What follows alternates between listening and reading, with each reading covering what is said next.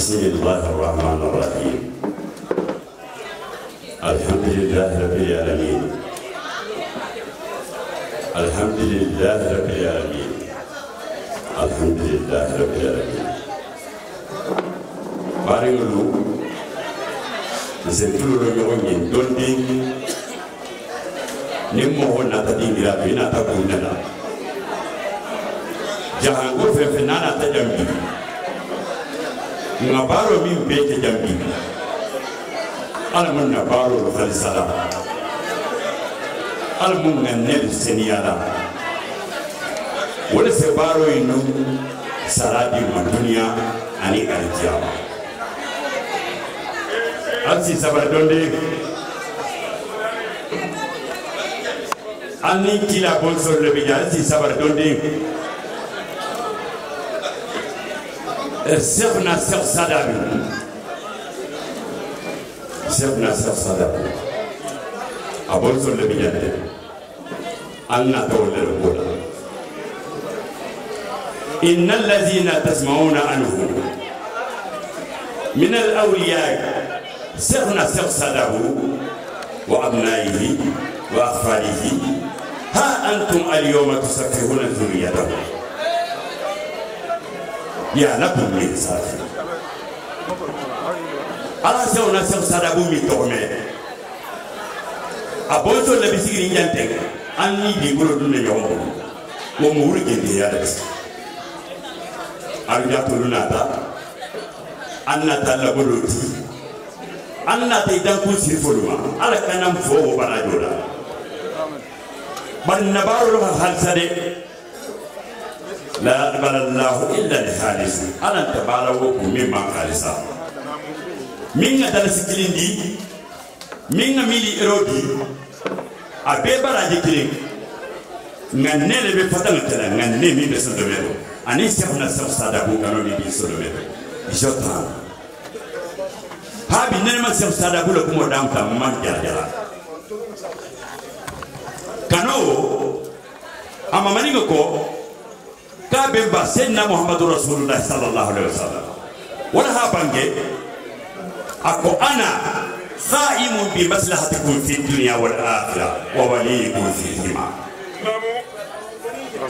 أقول تبلورين أنتم يقدرون لا هذا ما تقولون ما تقولون تنا تنا بارو تبنا ملورين يقدرون لا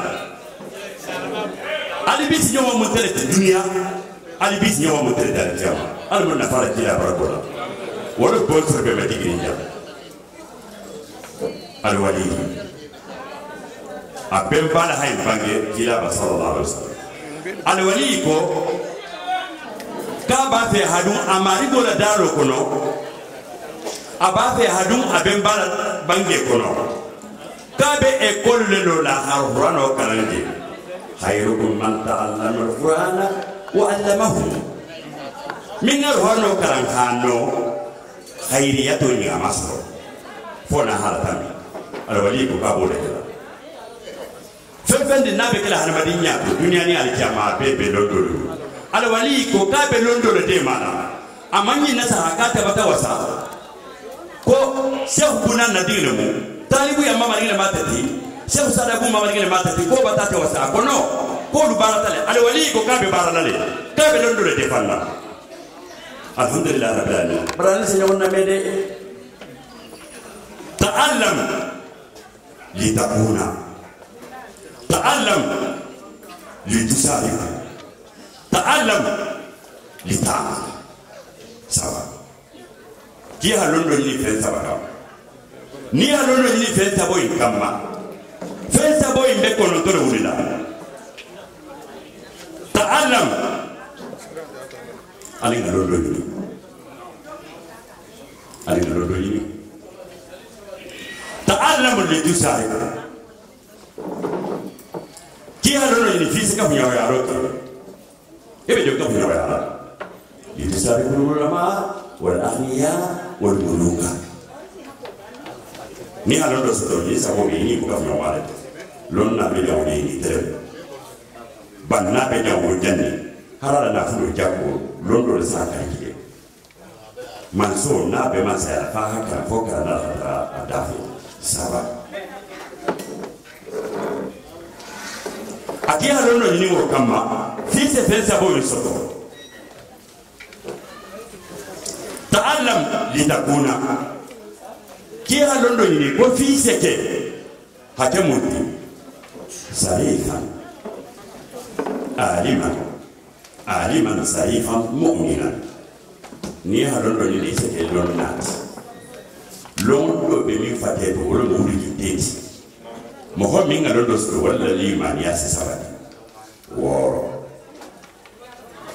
ta'allam li ta'amala ki halono ni fi se ba li ta'amala li duniyaka ni man kay bi dunya to dunya ina to li ta'amala li akhiratika ni man kay mi ala batul khalika masa li ta'amala li dini ni man karate me barano dino ni fi hakka alwali ko gal hatte makabe mo karala alhamdulillah rabbil alamin nsi habo ni wani alhasan albisri masai ko to kedi gele atala haka hanaja ahi bumbare waya singula tatu abo ne bon fandi ko lo bata mota balina safero ke sasa banyegi ya wasa sirfuria ya fuye kon fanga ni jallo alhasan albisri bajaning sino ko serna ser sadabu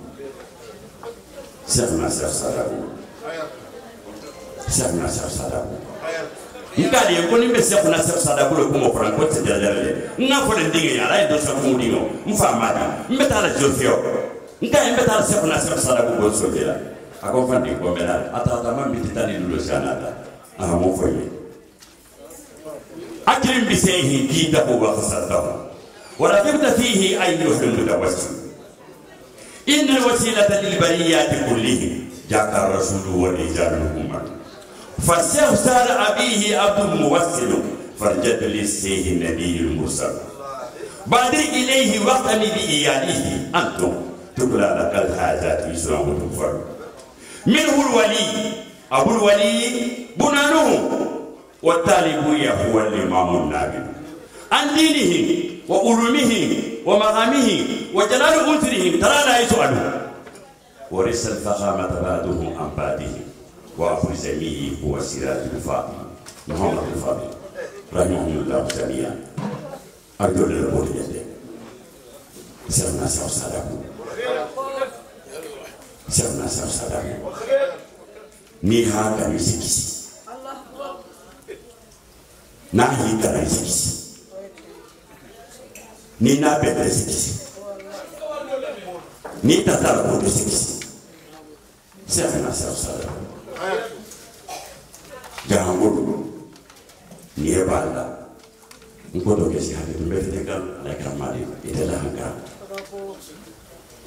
mbete kam ya betore akara mo bara ko fo ndere bota mo homi to no to ko kala mo ba ko di keta ni fra ha betore ko muhammad wa bayyana lahu fi hayril bariyati iji samma bihi kullu min awlaihi najaba ni kam me to ko ko ka ba hakila ba di keta ni fra ha betore ni sa ko mi wanya ni ta so ta hasan albisri wal hayy safi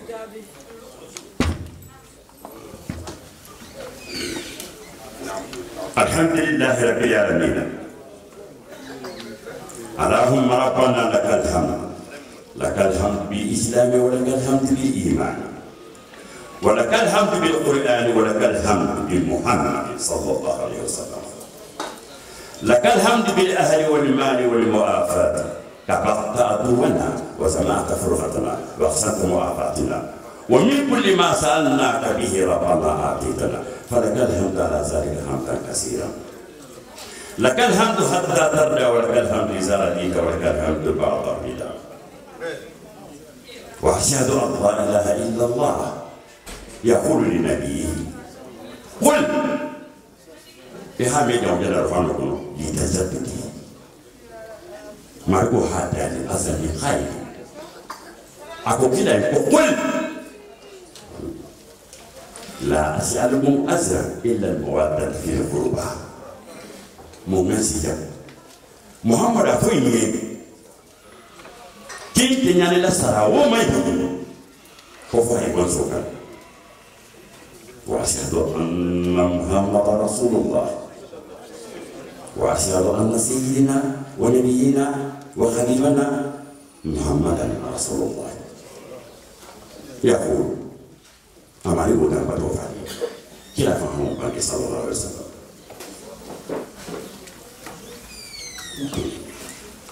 تركت فيكم ما إن تمسكت به لن تجدوا أبدا كتاب الله وإكرام على بيتي فلان كلا بكم كل بلادكم هذا كتابه أكنا كان المالي أنا مبونسو ألسي هكيلو مبونسو بونسو ولا بسكريكا إبن ياتي لنا يا مقول تبين من لنا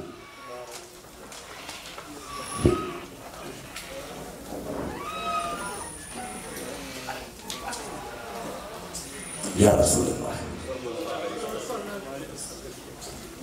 يا رسول الله يا أبا صفا ما زال نقول عنك يا سيدي الأكوان لا في بيقول تسمو كل لوكو كلابا تسمو كنو يا ربي صل على حبيبي محمد واجعله صافينا بفضلك في هدي فلقد علمت من إمام متفضلا فلجاد أو فاستجب لي سيدي أنا الحمد جينا لكولا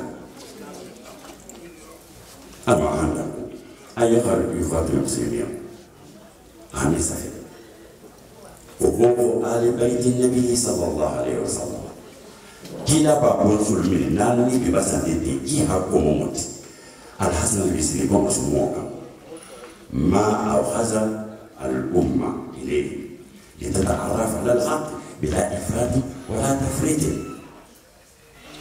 كنا كلا بونسوينو هاجو كلا ترى مبي مين سيا كلا بونسوينو حقو لمت كنا كتمول نهاجو بيتو كون بابا حكيو نكنا دان تبي ترى تولي bari kana da silo do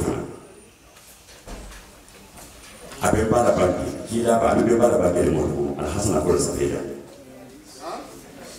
kila ha bangi senaliya karamallahu wajhahu senaliya saha senaliya ko akiba tan saha ya ko kila kaya ko bi saha baske ya halu fi gara sudani muhibbun mufridun wa mubghilun mufridun senali ni mingi kano hada na tambo ke wobe haragele nyari siyandale ba senali ni mi farangi kon hada na tambo blato o funa be haragele mbesi ko do ko kuna e hakko mu mutin tel bulu ko ngado fu nyon yawo aha safe fa hayya bina لنعيش في هذه الدقائق المعدودة بمع أهل المصطفى mbako na ambiance nga tulo belengo nga dosi fanya honye miniti dato yokono tanga mansia ba ninkila ba bonsol be miniti dato min tambila nyohon tema kon kana perdi wala ونحن في هذا المسرح إلى فهم هذه الكتب بصورة واسطة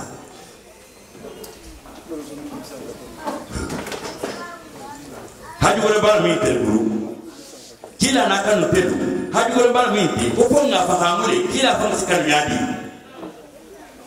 هكذا على حالته هذا التيمة إذا هذا نتامي إذا نتقوم ونحن نقول بكل إثم وصرف نحب النبي ونحب على بيته الأدخال مبين فلا يملكو نتلو كلا كانوا لي هابون سولو كانوا والله جاهو من بداية كلا كانوا لي إمكن تانا لي يهابون سولو كانوا لي نالها كلي جا نغفل إيطالي نكون نالها كلي إيطالي ستا نالها كلي جا ستا نالها كلي سنغال جورفيون ستا نالها كلي موريتاني نستا نمزات parce que quand on le met kano min na sahay kila bon solo na kanale allazina sarafahum Allah li hamli hadhihi risalati al-khalida ihadi ala fa hayy wujidiya dole ko limbani na mo kilaya di habibe babu kalmatu tawhid ahita la sugadi habu Muhammad sallallahu alaihi wasallam ko Muhammad kalmatu tawhid ta fa na dakili ko te ukilineti afuta dama jana akumo kundu mailama kalmatu tawhid di kalma ni ala mo kilineti ko be gran hakiliti foro ko ala mo kilineti ya ngora ka ba kilineti ko kila ko solo witi amunga ne ohasala ninga ne ohasala mbatakana dunia mbatakana alikiyama wodo no do de be ba dun kila ba ka hanaka وقال تعالى سمي خيري في محكم تنزيله إنما يريد الله ليذهب عنكم الرجس أهل البيت ويطهركم تطهيرا أرحم الموت بنفس القرآن من كلام قادم الأسير كلا بصر ما سيف سجامنا أنا كنت بنيان لينما ميكور كوني علينا لما كسافر بكم فيكون أتمنى يعني ما فيني يكون دافع أقول من الله إنما الله سنيا هذا ببر ما هنا ولا حكي لبا أبي حسين أبي ولود فتول كنا نعم بما تريدو هذا تجي لبا أنا هني جميل نتي سيفور نعم بما تريدو إسنيا تلي ما يقول هو ده كم عن سنيا لي سنيا نفرنا مسنيا بيدعنا ni hasir fiya fani ala ifana imetere ne tara ta kese feni kila konsulu mafitinde ando jahaye arwa kabaye ngadu kanule karo wala bangi do minta ko ni so bebe ala da ko kila bare sallallahu alaihi wasallam ko to mari ko bari dona wata jafa alhasana ko العزيم أننا نرى كثيرا من الخوارج الذين يتهمون هذا الرجل السعيد يبتاجي أبتك كاوبودي مهول بيجي مين بتودينه كنا خوارج يلومكو بس كنيا سيفور نكر كيتي لبودي تبودينه كنا الله بيني كوه تومي وميلا سانو وبركة تبغى برا مهول بتاعه إسافر قال الله وقال رسول الله أهل السنة يدلل كلا سلوكو كلا قتلني كلا سكتتني أبوسو إني أتنو وبوسو إني فندو ياوي كاري مالا بانجيفو إبه سنة نينما تاهي سراري تاهي هكي تنبوسو ni kila bangi haki bangi oprota ro ya horo amari ko hoda ni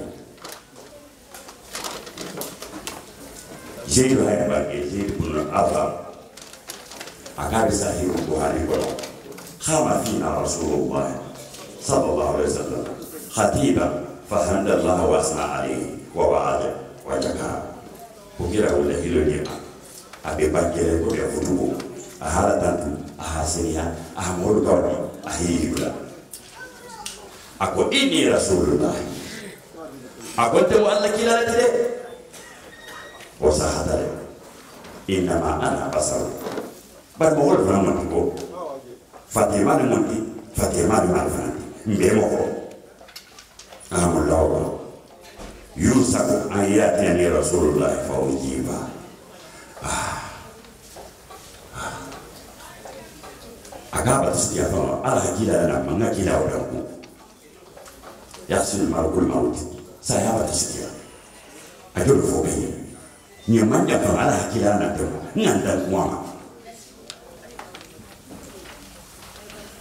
akoba ndio kita wa inni tarikum fi musaqalay doni kuli mafula mbotola كتاب الله عز وجل فيه الهدى والنور فخذوا به مبي على ذلك نو أرفان مبادر القلوب هدى جدو جيران قالوا نيكو قام هدى بي كندو إذا ما هدى من اللي دولة تورسي هارواي تورسي مانو دانتا جانا بيدان دانتا مي هدى فانغو أفانغا هبونو هدى إنياو ikumo isondo yo ifatio ibere sejetoni agasi jeti yoso asonoros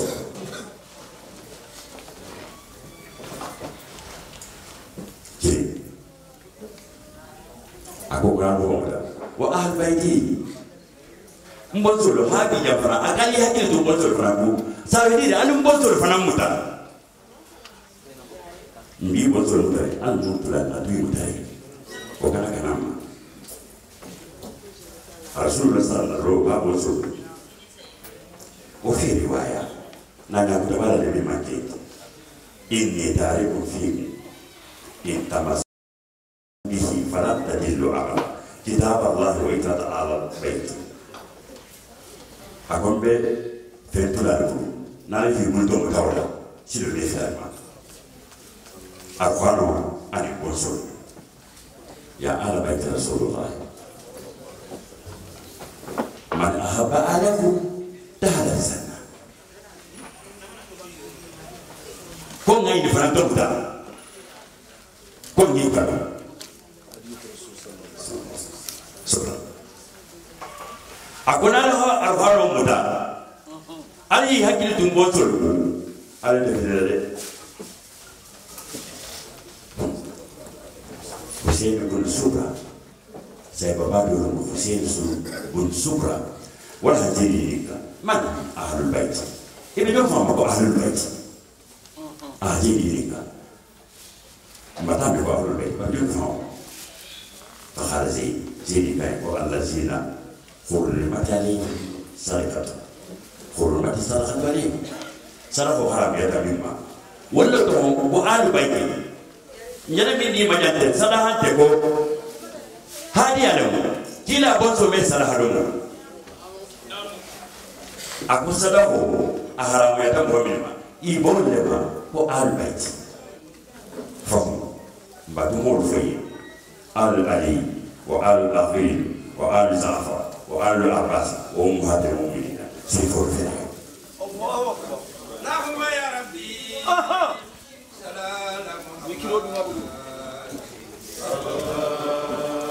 سيدي لولنا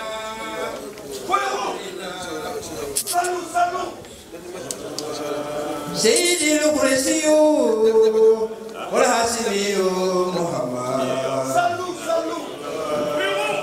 فقل فيه عبد الله رب المكارم فقل فيه عبد الله رب المكارم بتواه سال سيدي من كل عليم بتواه سال سيدي من كل عليم جكي تخي بأرومة حسين صلوا ألوم كرسين وغدين جكي تخي بأرومة حسين جكي بأرومة حسين جكا وهو نور من سلالة آدم جكا وهو نور من سلالة آدم إلى ربه الخاب بجالس نادي من قبل وعين فاعتدى للرسال فساد مولاه بنور فؤادي هداه مبين مجيء من ولادي هداه مبين مجيء من ولادي هداه مبين هداه يوم ولادي لأن لما يبكي فجيدا محب إلى المختار كان اتياه ألا إنه الروح فؤادي وراه سراي وجاهي حبه وامتدى سراي وجاهي سراي حبه وامتدى سراي وجاهي سراي حبه وامتدى ومده رسول الله يا ولد الفرد سل ولنا سل آخرنا alay mamadu ke bi kawata ko bokule kan alay ba ko ko jana jam min maha e batame mamadu ke be mako no nay na da ko la ba alay mamadu ke be alay ba ko ko sani ko to di taje kan siti mama di ko kila luwa ko mo ne fala min sa ko mo sabati wodi ila wodi alay mamadu ke be hamike na mo ko ila mun tare kan ni ya woni tana c'est ça bi to fo wala man ko wato kan no ma ko to ba c'est ça la ko aku wallahi ma fi la wa sama ku fa li ahmad bin nasiya ya ma yini kale e kay ko mun ki hala ko wallahi ma fu billahi wallahi tallahi ibadi ki ya do haya ako ma wala hasan mo habu harfu nahyo ko ba sarat mo hamdatu ke wala ko wallahi ma fi la ma kini ako wallahi ma fi la wa sama ku fa li ahmad bin nasiya ako ma wala bi wasa ba seni ma mari aw ko ba ma ko ha fe ko wayu muda ahlu tuba kanu ay matahum وفي لما ويجي لما خمان هاي مثلا لاري كيلا هم فرنسا وانا تقول أكو ما يعرف الله يعرف أولياء جاء أكو فرادينه أكو فدينه من هذا البيت ما ناله أمم نهاية النبي كيلا هكذا والله ما في الأرض والسماء كفا لأحمد من الأشياء ودود ودخلقه بالمصطفى وذاك من إكرامه لهم كفى وآمن الباد به والباد حق عليه القول ثم الرفض ذويت عنك زينة الحياة فكان هذك شهود الذات زينة رسل الله صلى الله عليه وسلم في الغبراء أنت وأنت زينة السماء جل عن السواد والمعاني من لم يراك سيد الأكوان حسبك من مدى الخليل ما قد أتى من محكم التنزيل حسبك من مجد عبد الله سقوطها لسدرة التنام هذا عن القياس ومنوقات خير الملائكة الكرام والسعد طه إلى ما ليس للعقل ما هل فيه وخاطب إلى هذا الأجل تاب وصولها وتاب الفرح فعم ساقها وعم النفخ تعاله من قبل ذلك وما نال الليل من قبل ذا مكرما يا حبذا ذاك النبي الأكرم ما مثله من الورى مقدم يا حبذا ذاك الإمام الراتب ما لم تزل بغيره المراتب يا ليتني كنت ترابا عليه وليته أكرمني بوفده كل نبي اليوم يبعث البشر تحت لواء المصطفى قد استقر كيف يبقى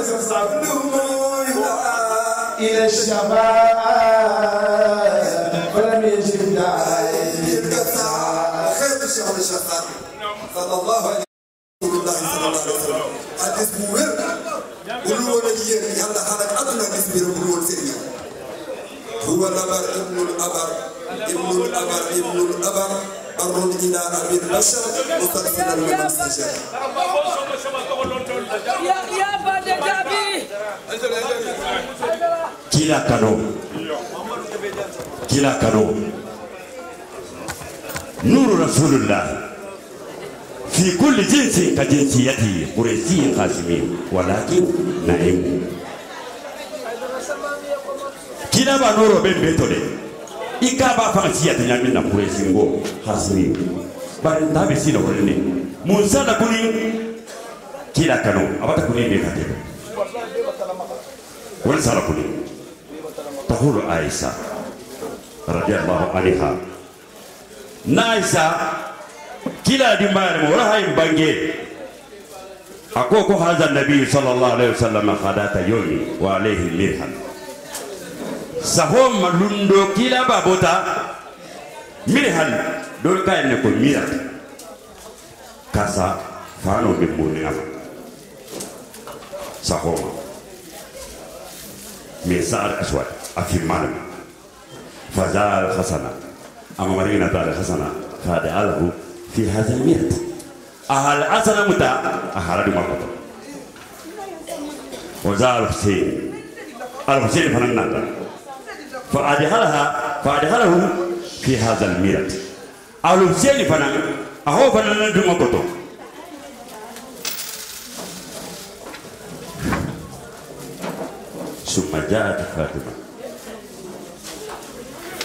ثم جاءت فاطمة بلا رسول الله ثم جاءت فاطمة بضعة رسول الله يهوم لها ويغبيها في عينيها بضعة رسول الله فاطمة الزهراء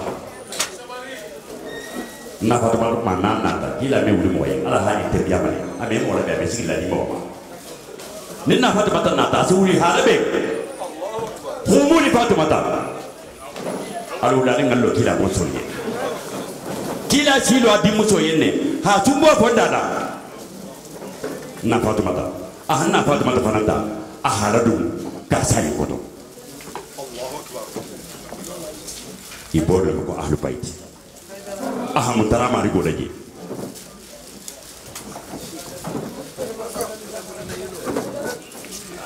ko qala sallallahu alaihi wasallam أقول يكو إنما يريد الله ليذهب عنكم الرجس أهل البيت ويطهركم تطهيرا.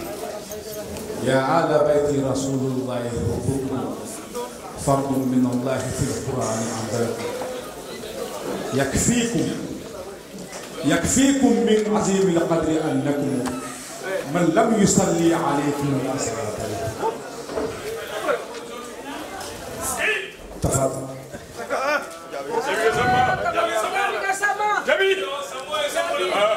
Nyimi nyana mfa kile koto dingire malai ndo sankumo wala hankara mia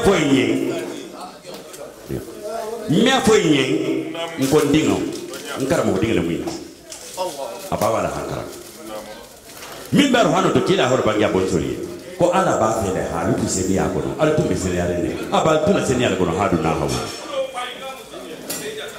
ahor bangi Salma o fana ngay bangeli si volo konte kuniti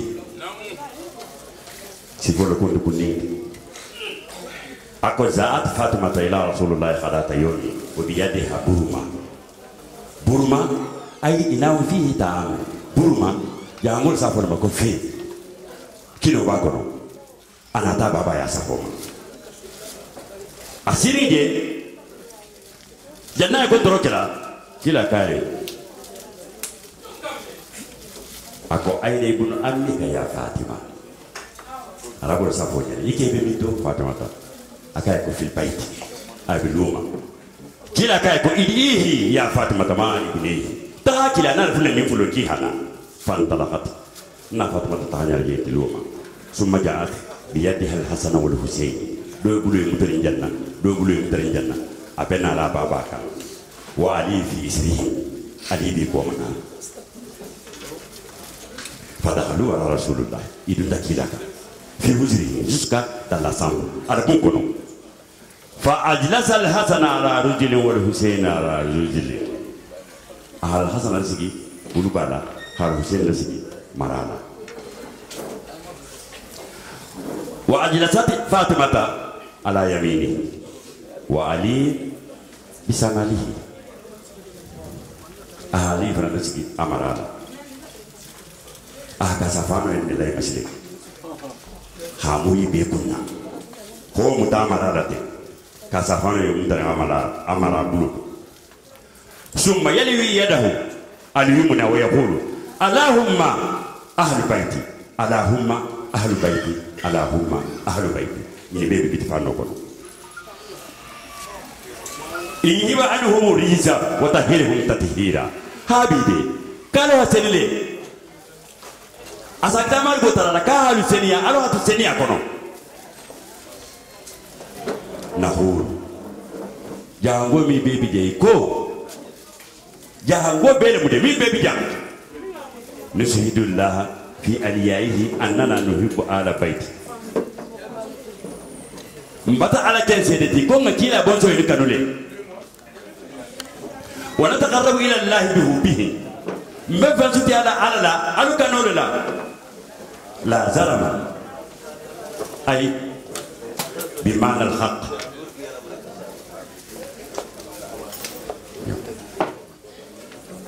أي لا زرم فنيان توفان لي أساعد لي بمعنى الخط أن الله جعل في حبه أصل من أصول الدين إن كانوا مناسلوا للدين ولا سلوا دولهم نيمان كلا بونسوا كانوا إلى دين أبدا سرين فحبه متبع لحب رسول الله بس كانوا ولا بتكرين كلا هو كانوا لا وحب رسول الله تابعة لحبنا لله تعالى نكيلا كانوا ولا بس نسيلا نكانوا نسيلا ماريبو فهم سو بتاكو كوسو بتاكو باري كلا هاي بانجلي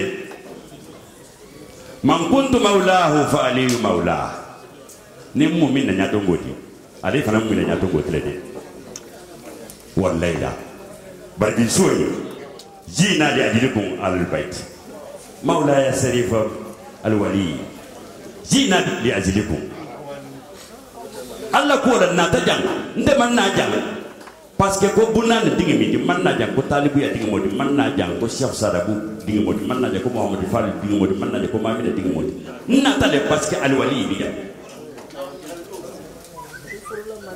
alum be hadila al hormona barko natawala man na ko dutala de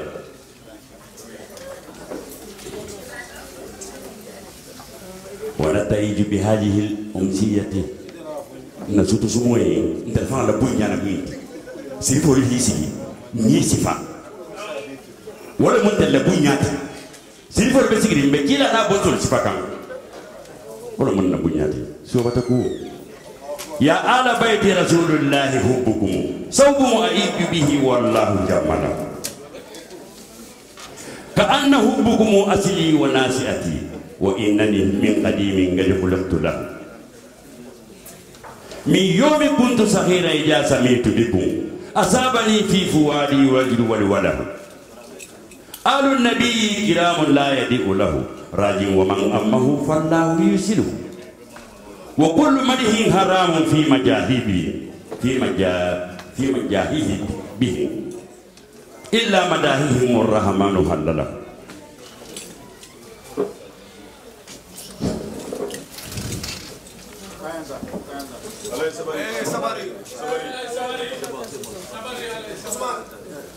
من يوم كنت صغيرا إذا سمعت بكم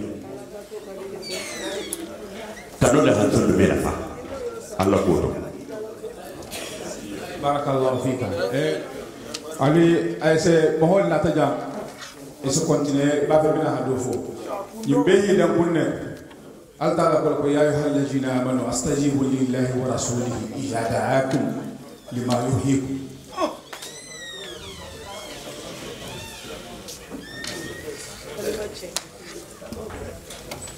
السلام عليكم يا شرفاء ندلك ماذا كلا عمر بكم على سيف الفادي ابن مبلغ الحكمي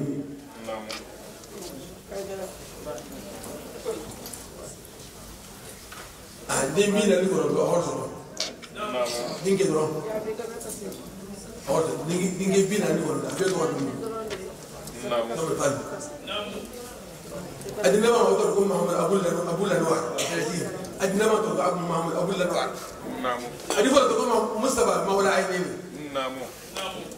muna ya zo la ana si bu abasi ko ya bulo jiyo Allahu akbar so ta da ku fulal ba amna do ko sa so abu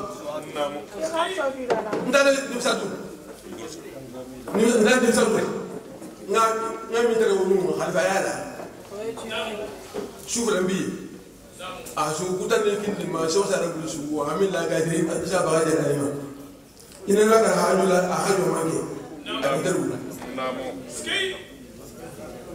ina burada ma ko ngata nga ina da wato atanga namo bari mbaba ba ba sira ni mara namo ikai kame na hajula ngene bora ko so tura sauta namo akade ko yo ko mena ne ai na mara ka si yake be so biyo arbi ko di ora ni mena si si ko da ko ba ni ko na ki ba ta me ko ba ta ko ba de aku ngawa ibla tanya ana nasara ko da ida aku du oso ay do ana da ida ana da ina mara bi ina ma kana ha ina ma ki ina mara na kana ki ya ngene ka shi yake ke so biyo arbi ko ni ya do gele so ba fa da mi ne mara asira da dundo akana min kai amake kila boss amake kila isro wala ko da ko pa le boss ma mi ne mi ko wala ako ani ne kana ko mi na ako na ko mi na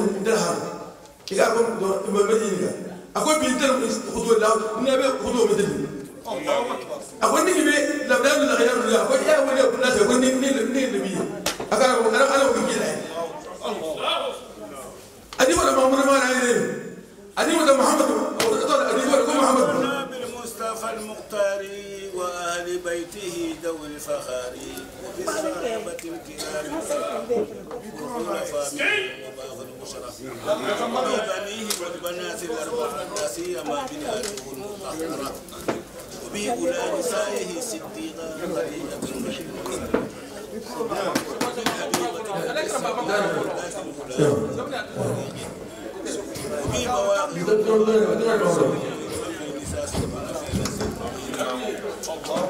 Muhammad ibn Warani akon ba fi su badinga ko rabo kana ni kala ko kima ka hebe ba akon do ko ma shi da len ruwata fe bela hali akon de Muhammad ma na ko da ala be ma akon ko ma shi da len ruwata fe bela ko na ya akon de Warani ma ko da ba akon mo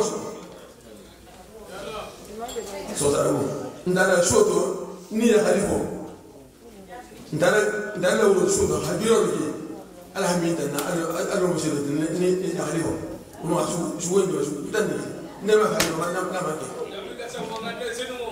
namo ina mura da haka rashi yake masa biyo arabi ko ne iya yi ke namo dan bai siro mbariye ala masala min wala ndala oke ndala tari ngonda sala ko ko bar ma re swaro ate ala ka bataya ni ba ko ni ba swara ba ni ba ala se hada vidine hamini hayne bisum ndala ka mula ta ko riya ako ni sara ko ko ni hiro ala ko hiro ni sara ko ko ni hiro Ini sini siapa ni? Ya pula. Aku awasin mutawassin. Asin alma, asin boleh siapa? Awasin fera, sunyi ni lah, sunyi lah. Nah, ni asin sisi pun. Sosara. Sosara. Allah.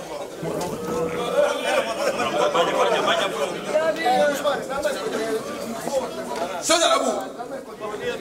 Abu nak faham apa arwah bagan. Sikiro nata. Kabako. C'est pour moi quoi? Allah Akbar. Ngok majamat. Babe lebe, karaba lebe, ni mo nete wala, ala do mo wala wala. Sara ko nda te ga bajo.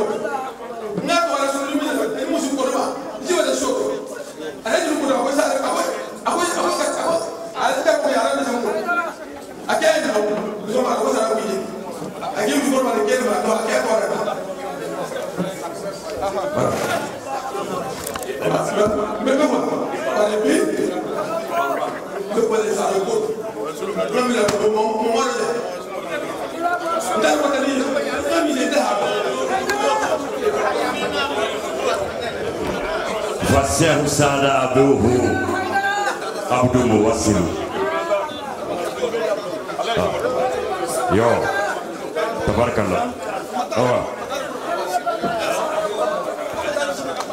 Ayo. Yo. Bismillah.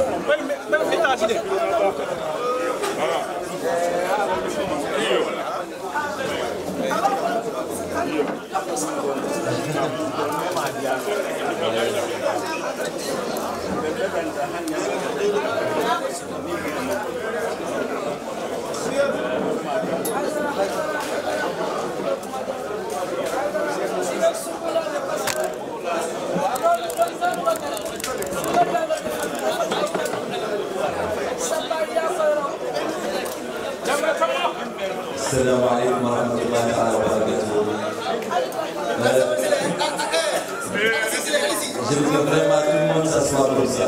On lui dit à nous كل ويسمع الكل إن شاء الله تعالى. Je veux que tout le monde reste tranquille parce que vraiment ce que je vais dire ça vient de mon cœur. السلام عليكم ورحمة الله تعالى وبركاته. Bismillah jama'a kare ni sabari amen nabiye bebe ko la passe mais amen nabiye ali sabari ala jere ja ala ali kilay ali sabari ala ayo sabari wali be ko il y a un mouride de Cheikh Saad Bou. Il est venu pour faire le ziar de Cheikh Saad Bou. Et il a fait un qasida sur Cheikh Saad Bou. Cette qasida, on va le lire aujourd'hui ici, Inch'Allah, pour que ce que lui il a demandé de Cheikh Talib Boué,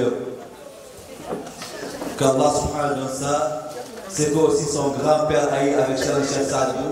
C'est ce qu'on va demander à Allah subhanahu wa ta'ala, ce que vos grands-parents ils ont eu avec les enfants du prophète. C'est l'amour que les grands-parents ils ont avec Cheikh Saad Bou. Que cet amour-là aussi, vous aurez avec moi, mais tout ce qu'ils ont gagné aussi avec Cheikh Saad Bou, avec les hommes de Dieu, avec le prophète alayhi salam, vous le gagnez aussi aujourd'hui, cette nuit-là aussi avec moi. Déjà, c'est bien Mohammed alayhi salam. Et sachez quelque chose, que wallahi, je vous aime, Billah subhanahu wa ta'ala. Et il y a une relation qui est entre nous, les enfants de Cheikh Saad Bou et vous. Mais aussi il y a une relation qui est entre moi et vous. Vous êtes les descendants des Waliou. Vous êtes les descendants de l'Aqtab. Vous êtes les descendants des ulama. Et ça se voit sur vous. Parce qu'on dit que la ya'rif al-wali illa al-wali. La ya'rif al-wali illa al-wali. Et on dit aussi من أبر البر أن يصل المرء أهل ود أبيه. وهذه الصلة والعلاقة أنتم محافظون عليها. J'ai dit toujours ici que personnellement, peut-être il y en a, mais moi je ne l'ai jamais vu. J'ai jamais vu un djihad qui est mauvais, moi. Je ne l'ai jamais vu. Peut-être il y en a, mais moi je ne l'ai jamais vu. J'ai jamais vu un djihad qui n'aime pas le prophète alayhi salatu wassalam. J'ai jamais vu un petit enfant djihad qui n'aime pas le prophète alayhi salatu wassalam. ما شركنا إلا بما علمنا وما كنا للغيب حافظين. Ça c'est quelque chose qu'on vit. Et Wallah al-Azim, je vous changerai jamais au rien au monde, rien. Rien au monde. Parce que notre amour avec vous c'est amour vis-à-vis subhanahu wa ta'ala. Et l'école que je suis en train de faire, mes enfants ils apprennent le Coran. Le premier il a fini le Coran, il a 14 ans. L'autre il va finir alhamdoulilah bientôt. Donc si je construis cette école là, wallahi je l'ai fait pour l'amour qui est entre moi et vous. Je veux que tous les enfants de Djahaki, au lieu qu'on dit que laqad hafidha al-Qur'an min fulan, la, laqad hafidha al-Qur'an min ahli Cheikh Saad Bou. وتلك هي العلاقة الوطيدة التي كانت بين الأجداد. ونحن في الطريق. ولازم أن نجدد هذه العلاقة وأن نحرص على دوامها وتواصلها دائما.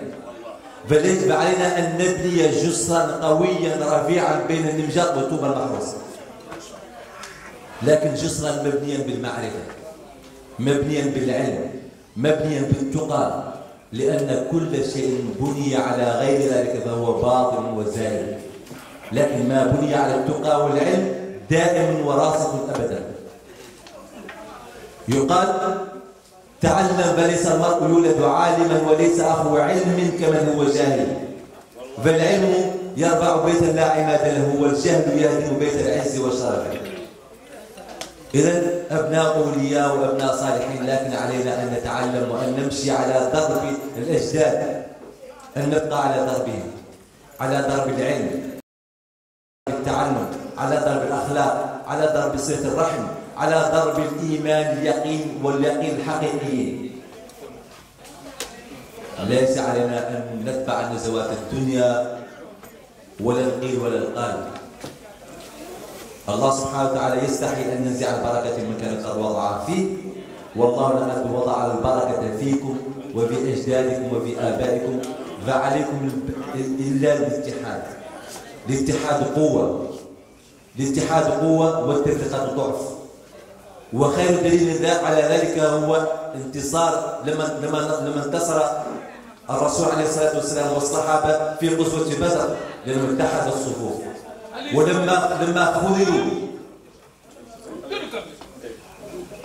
لما انهزموا في غزوة أحد، والله سبحانه وتعالى قد وعدهم بالنصر، لكن انهزموا في غزوة أحد. ليش؟ لأنهم تفرقوا وذهبت ريحهم، رغم أن الله سبحانه وتعالى قد أوعدهم بالنصر. Malgré qu'Allah subhanahu wa ta'ala les a confirmé qu'ils vont gagner, mais les musulmans ils ont perdu. Pourquoi? Parce qu'ils sont divisés. Les gens commencent à chercher l'argent, l'autre commence à chercher autre chose. Donc, في الاجتماع وفي الاتحاد قوة وفي التفرقة ضعف.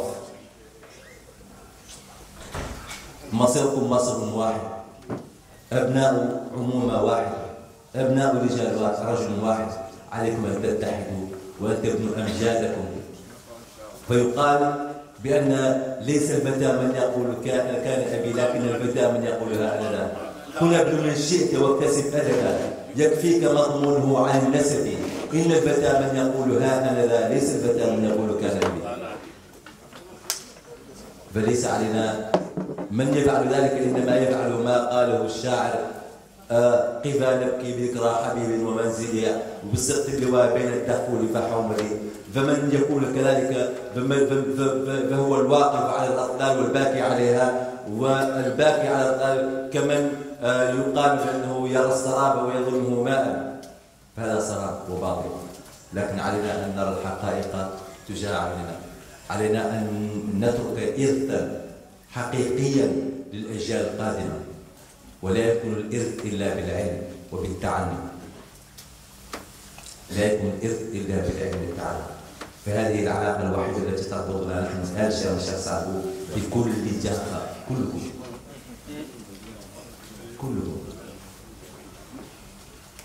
وأحمد الله سبحانه وتعالى أن لما أراد لي أن أتزوج خارج وطني أن تزوجت منكم،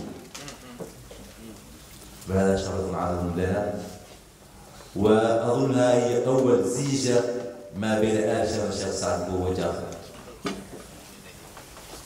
فأحمد الله سبحانه وتعالى أني تزوجت من أهل علم وأهل أخلاق وأهل فضيلة. فوالله لا أبدلكم بأحد. ويقول الشاعر هذا، حتى أرجع إلى البيت القصيد، يقول: في مزار الشريف سعد أبيه كل خير وفي مزار بنيه، زرت منهم من كان حيا وميتا لمرادي وليل ما أرتجيه، آل ما من بطنهم ليس يخفى ما لهم بالورى من شبيه، فلد الطالب من كل خير يا مريد الخيرات ما تشتهيه، حتى يقول في الأخير: وحاصل الأمر أنني منه أرجو فوق ما نال والدي من أبيه، أي فوق ما نال والده من جدي الشيخ طارق من أبيه الشيخ سعد بو. وذلك هو الذي أرجو أن تنالوا أنتم مني، وأن تنالوا كما نال أجدادكم من الرسول عليه الصلاة والسلام. ليلة سعيدة وليلة دعاء. هناك الشيخ مخيط هذا il était le représentant de mon papa parmi tous les talibs de Khadr. Il y a Cheikh Omar Ba qui est avec Cheikh Alham, Cheikh Selek et Cheikh Massad. Ils sont venus de l'Italie pour assister à cette soirée, mais ils vont travailler, même demain, après-demain, ils vont travailler. Nous, Cheikh Sabou nous a laissé un héritage. C'est quoi cet héritage? C'est qu'Ibna Ar-Ruh, on les aime plus qu'Ibn Sul. On aime nos talibs plus que nos enfants. Et dans la famille Cheikh Sabou, il n'y a pas de différence où le talib va apprendre, c'est là-bas que les enfants de Cheikh Sabou vont apprendre, où le talib va dormir, c'est là-bas que l'on dort. Il n'y a pas de différence. لأن العلم طالب العلم, il y a des gens qui font l'amalgame. Parce que pour eux, celui qui apprend le Coran, celui qui doit être sale, celui qui doit avoir qui doit pas avoir des chaussures, celui que les gens doivent donner de sadaqa. Mais pour nous, talib al-ilm, c'est le meilleur parmi tous les meilleurs. Parce que Allah subhanahu wa ta'ala, khayrukum man ta'allama al-Qur'ana wa 'allamahu. Khayrukum, le meilleur parmi vous. Man ta'allama al-Qur'ana wa 'allamahu. Celui qui a appris le Coran et l'a enseigné. Donc, la rad d'Arabiyyin ala Ajamiyyin illa bi-taqwa. Notre route, c'est quoi? C'est taqwa. Notre relation, c'est taqwa. Tout ce qu'on va gagner ensemble entre nous, c'est taqwa. Wa taqwa la yubna taqwa ala al-ma'rifa. كيف تعبدوني ولا تعرفوني؟ أعرفوني قبل أن تعبدوني. Il faut que vous connaissiez Allah. Il faut que les enfants connaissent ce qu'ils vont adorer d'abord. Et pour connaître, il faut commencer par le commencement. Il faut commencer par le Coran. Il faut commencer par le Coran. أقول قولي هذا وأستغفر الله لي ولكم.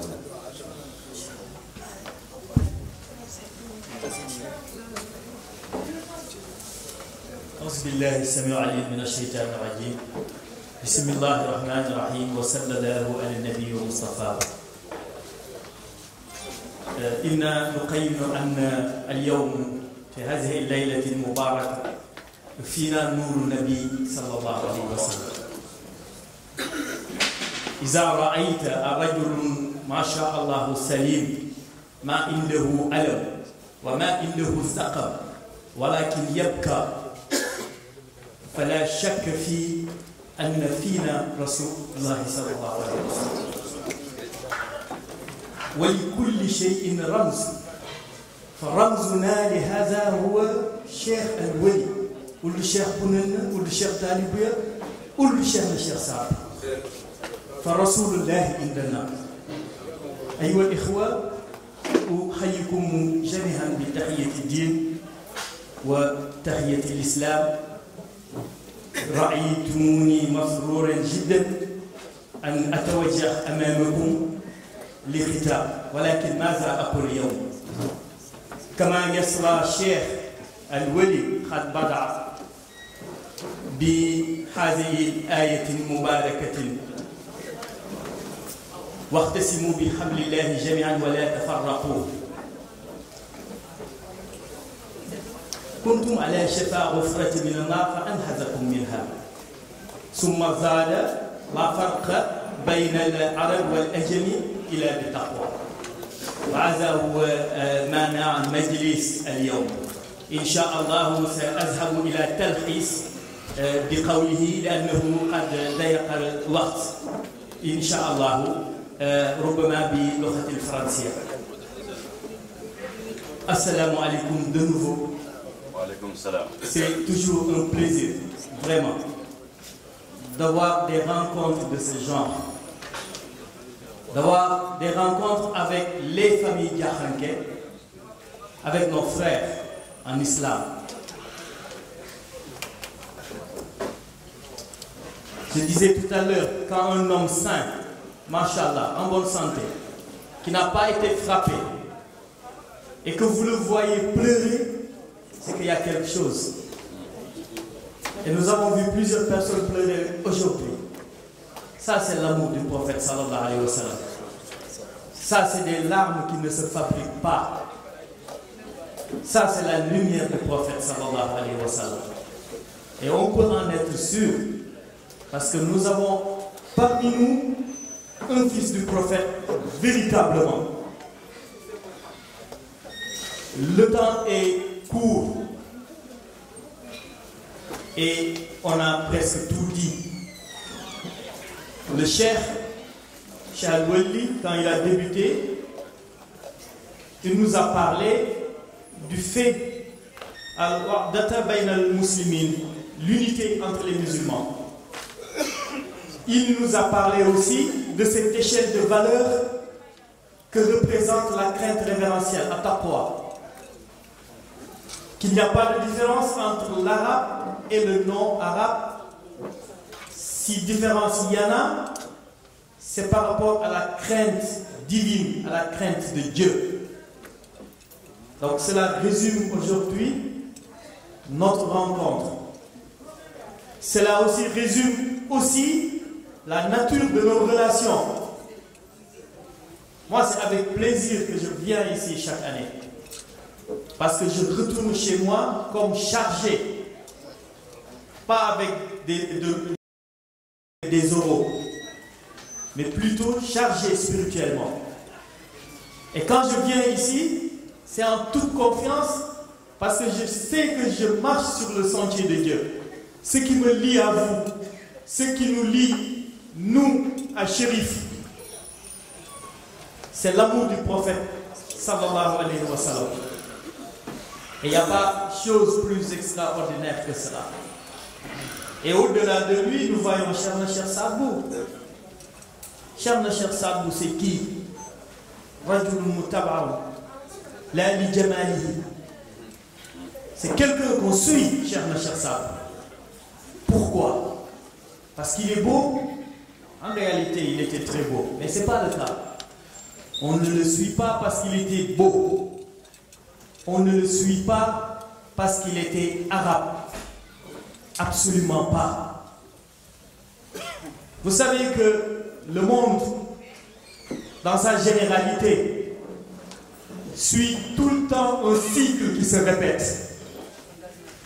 Et ce cycle-là se présente des fois avec un visage sombre et des fois aussi le monde se présente sous ses plus beaux jours.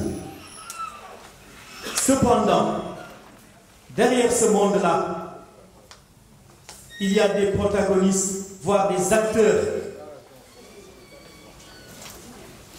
qui ont laissé une empreinte, qui ont laissé une marque à la postérité, qui ont laissé un héritage, qui ont réussi à changer leur société. Et parmi ces hommes-là, le plus grand, évidemment, c'est le prophète Rasulullah sallallahu alayhi wa sallam. Mais parmi les rénovateurs de ce principe, existent les mujaddid, ceux qui revivifient cette position du prophète sallallahu alayhi wa sallam dans la construction d'une société idéale. Et Cheikh Sadbou a marché sur les traces de son père Rasulullah sallallahu alayhi wa sallam, étant un mujaddid, un vivificateur de la religion, un mouridine véritablement. On ne saurait jamais changer une société sans pour autant suivre le chemin tracé par Rasulullah sallallahu alayhi wa sallam. قد قاب وخسر من لم يوافق في الهدى خير المراد زلم نفسه وقاب وخسر من لم يوافق في الهدى خير المراد. Ce sont les paroles de Cheikh Sadbou. Il s'est fait du tort à lui-même, celui qui dans sa droiture ne s'est pas conformé à la sunna du prophète sallallahu alayhi wa sallam. Vous pouvez apporter tout ce que vous voulez comme théorie, comme principe, mais dès le moment que vous sortez du chemin tracé par Rasulullah sallallahu alayhi wa sallam, vous n'êtes plus compté parmi les hommes de droiture, vous êtes dans l'égarement. Et tel n'a pas été le cas de Cheikh Cheikh Saad. Cheikh Saad, comme Cheikh Abdul Qadir Jailani, qui a été vraiment très clair dans son livre Fuyudat Rabbaniya, At-tariqatuna mabniyatun ala kitabillahi wa sunnati nabi. Notre voie, la voie Qadiriya n'existe pas en réalité. Il faut savoir que la tariqatul Qadiriya en réalité n'existe pas. Cheikh Abdul Qadir Jailani est tout simplement un disciple dans la Qadiriya. D'ailleurs, dans son livre Kuniya li Tariq al-Haq, Tariq al-Haq, il a appelé cette confrérie Qadiriya la voie de la vérité. Une voie qui a été pratiquée par Ibn Atawa, par Hassan al-Basri, par Makhrouf al-Karhi, par Imam Junayd Saliki, par Imam Abbas Mursi, par Imam Shazili. C'est vraiment la voie de Ahlul Bayt Rasul sallallahu alayhi wa sallam. Mais tous les grands hommes, tous les grands saints, Imam Bousseri avec le wird de la tariqatul Qadiriya, Imam Shazili avec le wird Qadiriya, Imam Junayd Saliki. Vous connaissez tous Ibn Ashir, le petit livre qu'on lit après Al-Akhdari. C'était un disciple de Cheikh Abdul Qadir Jailani. Cheikh Ahmed Tijan Sherif Abul Abbas, il a enseigné durant 15 ans le mazhab de l'imam Ibn Atawa. Ibn Atawa, c'était un disciple de Cheikh Abdul Qadir Jailani. Donc vous voyez combien de lumière, combien de bénédictions vous avez en main. Pratiquement, c'est l'essentiel de la religion. Mais c'est compréhensible, parce que même le prophète, sallallahu alayhi wa sallam, fait partie de cette lignée. Cheikh Saad nous le dit, ce ne sont pas mes paroles. Wazaka min Jibril, wazaka min Rabbi Samai. C'est une voix qui est venue de Jibril, qui est venue de Dieu. Et Jibril l'a donné à Sayyidina Muhammad. Parce que Allazina qala lahum an-nas inna an-nasa hajjamahu lakum fakhshawhum fazadahum imanan wa qalu hasbunallahu wa ni'mal wakeel. Donc c'est le Coran qui vient nous renseigner que tous les sahabas faisaient le wird de hasbunallahu wa ni'mal wakeel.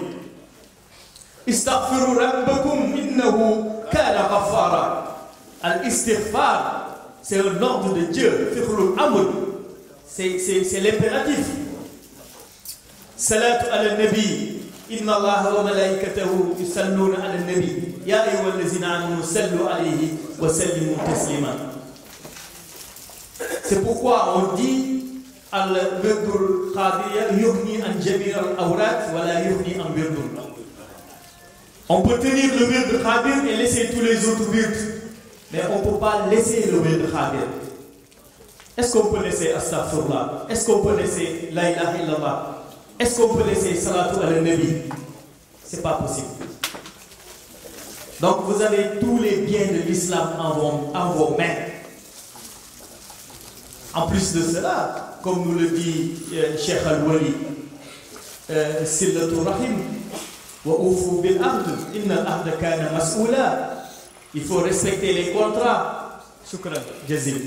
Il faut respecter les engagements. C'est un contrat que nos grands-pères ont déjà signé. Quand vous avez une voie qui vous est tracée pour aller vers Beauvais, par exemple, il y a une autoroute qui est déjà mise en place. On ne peut pas dire que l'unique accès à Beauvais, c'est cette autoroute. Absolument pas. Mais en tout cas, c'est une voie claire, c'est une voie déblayée. C'est ce que nous offre cette tariqatul Qadiriya. La yuddilu rabbi wa la yansa. Dieu est tellement omniscient, omniprésent, il est tellement grand qu'il n'y a rien de petit pour lui. Il n'y a aussi rien de grand pour Dieu. Et Dieu n'oublie pas, Dieu ne connaît pas le hasard. Parce que il enveloppe tout. Votre relation avec Chérif Al-Wali n'est pas un hasard. Il y a des semences qu'avait mises en terre Cheikh Sabou avec vos grands-pères. Sa présence parmi vous représente une garantie de ce contrat-là. Ce n'est plus entre vous et Cheikh Al-Wali. C'est entre vous et Cheikh Sabou. C'est entre vous et Rasulullah sallallahu alayhi wa sallam. Donc, on vous remercie et nous espérons que nous aurons encore d'autres rencontres plus bénéfiques, Inch'Allah, avec le temps. Et on demande à Dieu qu'il exauce vraiment tous nos vœux et toutes nos prières.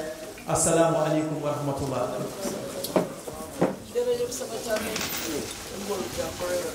Wa alaikum salam wa rahmatullahi wa barakatuh. Merci beaucoup, merci. Yo, sila baga do wedo jelasi o bandula mo ne fon ketan na de sabo tiya wala mo ke fama de drame a gere betege no kuma siya man na ke ko to jani bi sila wala ana ko to lu wa ani baga to mar katra de au gaisa kumbama. C'est bon? Voilà, par exemple, on a dit que c'est pour la bébé, on a dit là. Il y a un kerval qui est au cours, on va voir la publication sociale qui est au cours, on va passer nos femmes. Avec tel que n'a voulu parce que Diamant a fait que ça est une affaire, comme on dit, le dos, il y a ce pas une femme. Alors, on va faire quelle heure?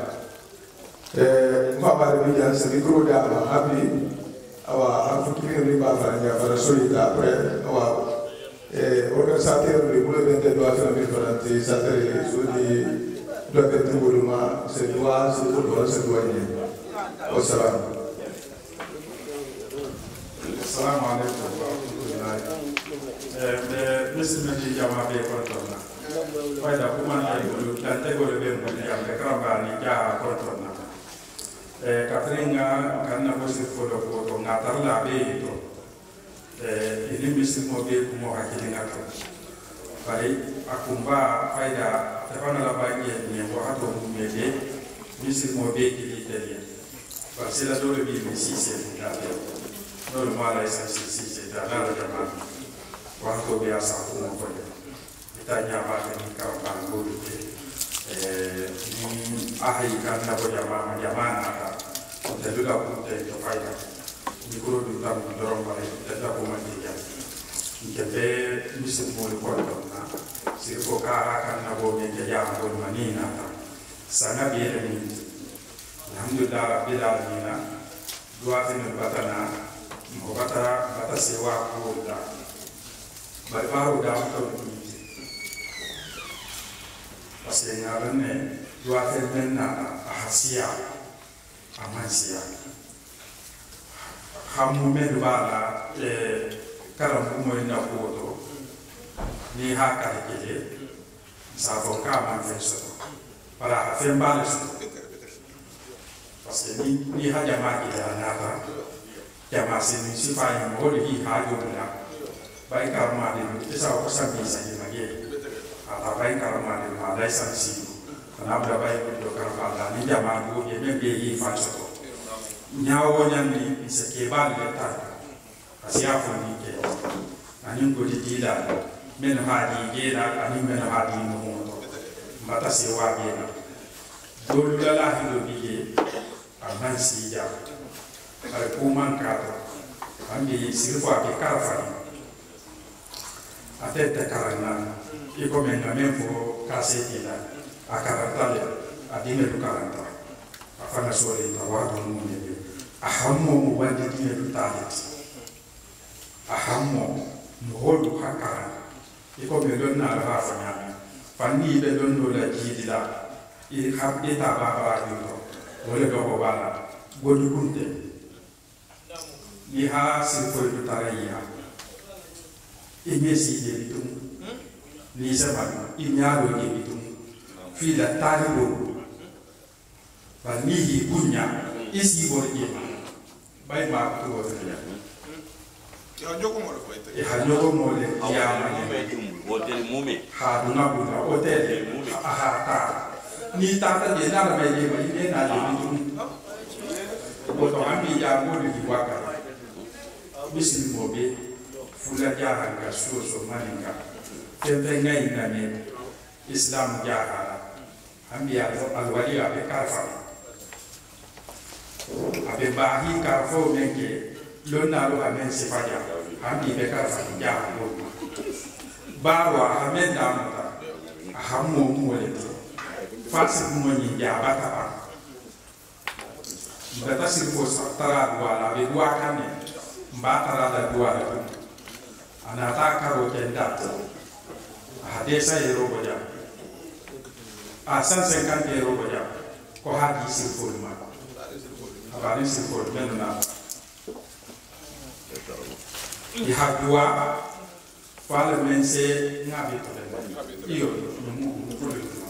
di hadua sirfo menna fala mense kala mungu hamo me ba fala mense asoni albe ba albe ba ho desa yero goje ko hadi karafaya e hadwa hambi karamba na bon sobe hadwa parmense ahammo ya e hasay yero goje ko hadi ya hadwa parmense ana to kaya ko parmense ana to kaya be yero goje hadi kababa ko haduaya pale mensana toke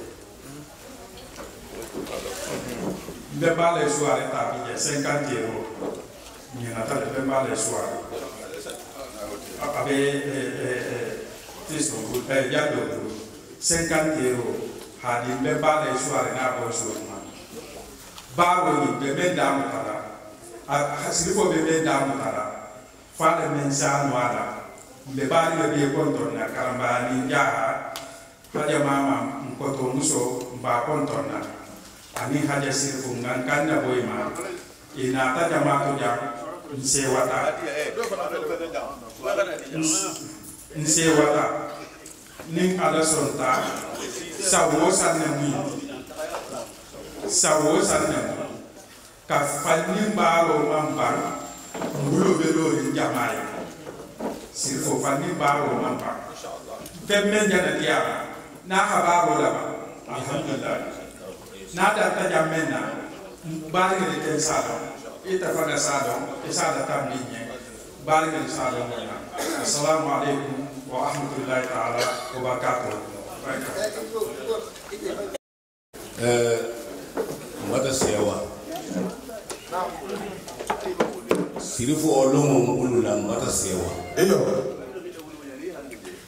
ijana bangi mi fananke abata mi abata diyenni habe bekar falima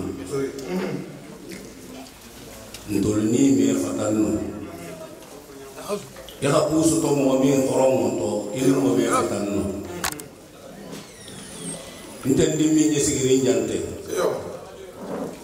Sherif Mustafa Tatar Kenya mo ma atagiya alay Muhammad Faridaka Sawoma ngare baka so le nare sa ho be mutare na bulula ala tamba ya aku taramba kana asir fulun ta ale so do kunu ma ka ko baka so do mo fa aku si bota kila ale sallallahu alaihi wasallam aku baka so ko ma mari na ta kindi ya ki man ta kondo aku jana na wala la ngata silfo konto ndata silfo konto ndara sa ko judo mu ndaka gadiri gurdo mu tawala gadiri gurdo ime mu ta foi khali istikharo kiye ni na kan ni na manka ndaka ngale sibota e komi nyinga bimbange Al-Quran no hafo min ki ko mo wodi ki bata jama mani ngal kam may bani kella nisi boto ayo sirfu kay ko nyen ka fo ko hasbunallahu wa ni'mal wakeel sirfu mustafa wolu ko ndela hakotati sieda cheikh turado din kelo ndela hakotati sieda wolu atobe sambi sabanin fulan atobe sambi sabanin du gadi wulo di ma ndi ke folo mi solo ta tola ta atele la ko Mustafa donc on tala gadi tarbiya to le muy to de ila murido do le muy to si bola ha nin ko jambe ngo kila maje mara fania fa kila la jambe no mo renjan silfo mi jante kila jendi ngata sewa ndel mo jama en farambe ke bati dande mfarme min tarala silfo la ko ndinga mi bi jam anin no ko mi bi jam ja khani karambaya halan den dinka ha be ba hormo taran nin nafirin han ha do jara ha musulmin dinga do ken tati hi khayenye khabar kana idinga luto ana hakilin ne siyo sada wona tale Dakar mo wolo ha godo lu diama ma takta kali godin tabu barkaran nalo sha'ir wala ako abadilu yadin bana wasta sama aw albarq bana abadru yadin bana wasta sama nam ya la karoti bitan nano le la kelimata sanaba awul barko fosa ngan furun tamata bada bana man ko kuma fa bula sada bi dena wala dunia jara toge ay jammin nate ni ha action numero saba kisa kila tara sigirindi ntolu bako sugulala ko illam takunu misluhum fatashabahu inna tashabaha bil kiram fala nanu nuridu fala tashabahna bikum لأننا نشوف بحبكم وبدادكم وأنتم أهلا بذلك بالله نعم من رعى أبناء النبي وقال لم أرى النبي فقد كذب إن الله سبحانه وتعالى قال في القرآن العظيم إذ حضر إلى يعقوب قال لبنيه ما تعبدون من بعدي قالوا نعبد إلهك وإله آبائك إبراهيم وإسماعيل وإسحاق ولم يقول أجدادك ولم يقول آمامك وقال آباؤك أم الرجل أبوه أم الرجل ففي مقام أبيه وجده كذلك وجد جده كذلك وأنتم رسول الله بالله في مقامه علما والتقى وغير ذلك وأنتم رجال الله فعينونا أنا وأخواني وأبنائي يا حافظة الجبلة. شكرا بارك الله. وعليكم السلام ورحمة الله تعالى وبركاته. عليكم السلام ورحمة الله وبركاته. سلام بكل الناس فما يهدوا جماعة. هدوا جماعة.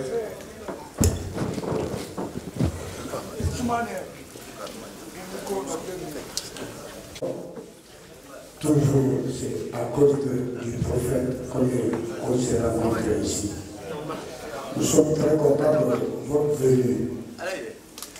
Et nous cherchons des gens comme ça dans la communauté en Afrique. Vous êtes à la hauteur, vraiment.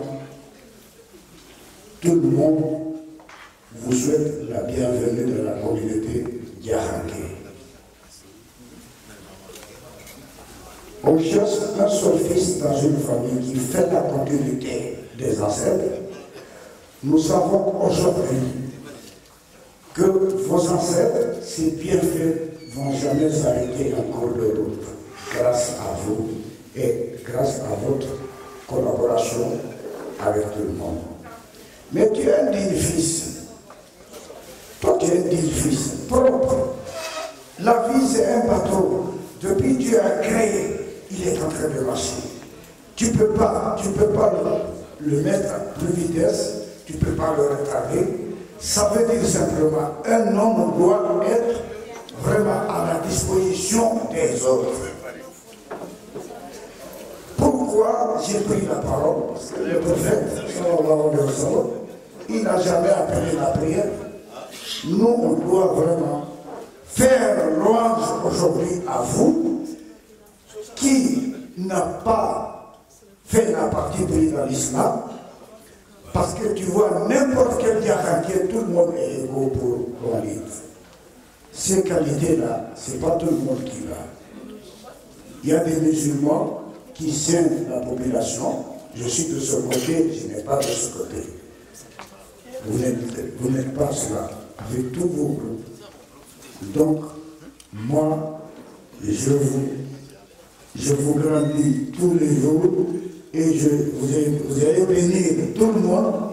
Et moi, j'ai un fils qui est malade, il ne m'a jamais parlé. Je sais que si vous faites la prière aujourd'hui, au nom de Dieu, au nom de Allah, au nom du prophète, au nom de ton grand-père, il va guérir. Inch'Allah.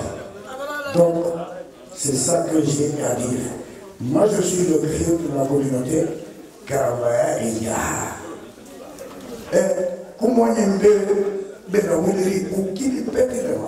a adama dingo be halo kare alhamdulillah da do mena kuluma do abe borila ya mena fente la na kan imeno ala lola imeno bola la goroka imeno wala to ko kuluma ni ki ay la ko igisi ni sigilo ba kilo ko ni lo la kili ko ari ta boyi sa do kilo mena alba do na ta na fa ko no ite kili ikam ko na fa dunia ala ma ko da ki haso wala ni o ko la ba ma ki jalo ki ba ko so ko ki ba ni surata kadi al khabnada mo al tala fu ko ki la be na da na par o be to ma la fa na de aha mo ko hatun ka ba sa sa mi ni fa na ni ka to je dole so ta sa be la ma jalo do mo be so to et qui a aidé énormément pour avancer dans notre projet de construction. On est passé par Bordeaux, on est passé par Poitiers, on est passé par Rouen, on est passé par Angers, on est passé par Limoges, on est passé par Nantes, on est passé par Rennes, Laval, dans tous les endroits là, chacun sait, chaque personne sait là où on était, il connaît notre diatique, il connaît sa personne. Mais ça, c'est une tournée qu'on fait, c'est une tournée de chaîne de Cheikh Sadio. On le fait pour mieux se connaître et mieux renforcer les liens. Parce qu'on dit بعيد من العين بعيد من القلب قريب من العين قريب من القلب. Donc c'est pour ça qu'on fait ça. ونرجو الله سبحانه وتعالى أن يعطينا الأعمار إن شاء الله. بسم الله الرحمن الرحيم. الحمد لله رب العالمين.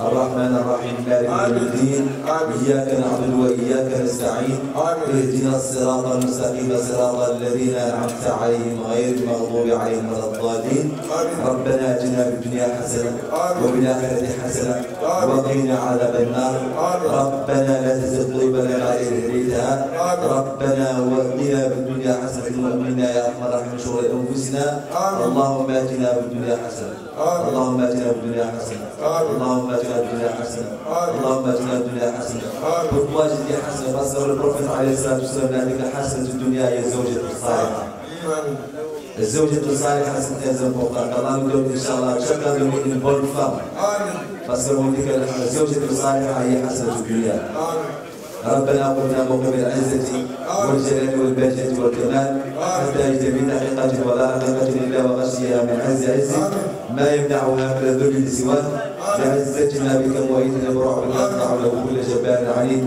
وشيطان بريد وافتح لنا ذل العبودية بالعزة والقرآن أن يبسط لسان الضراعة والتذلل بين يديك يا عزيز يا جبار يا متكبر يا قهار اللهم صل وسلم على سيدنا محمد فاتح لما أغلق والخاتم لما سبق ناصر الحق بالحق إلى صراط المستقيم وعلى آله حق قدره وباقتدار عنه سبحان ربك رب العزة عما يصفون وسلام على المرسلين والحمد لله رب العالمين.